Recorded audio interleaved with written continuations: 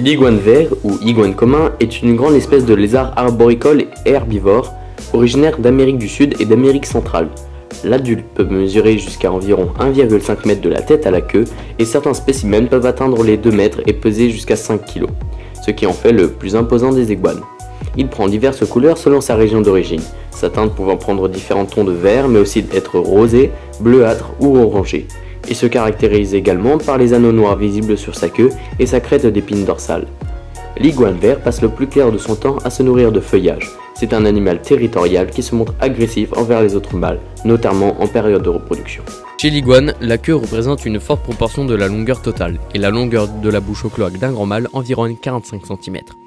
Ce reptile possède une rangée d'épines le long du dos et de la queue qui l'aide à se protéger des prédateurs.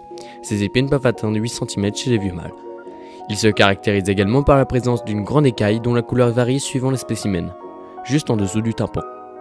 Ses membres sont solides, avec 5 grands doigts qui se terminent par des griffes longues et acérées.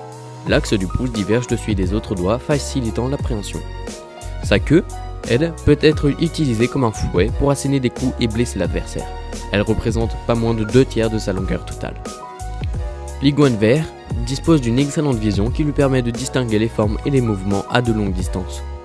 Sa vision est toutefois mauvaise lorsque la luminosité est faible. En cas de menace, sa réaction la plus courante est la fuite, mais contrairement à certains lézards, il ne peut pas perdre sa queue. Mais l'iguane vert peut également se défendre activement face à une menace. Il gonfle son cou, hérisse sa crête dorsale, souffle et agite son fanon pour impressionner son adversaire. Il peut ensuite passer à l'attaque en se jetant sur son adversaire pour le mordre.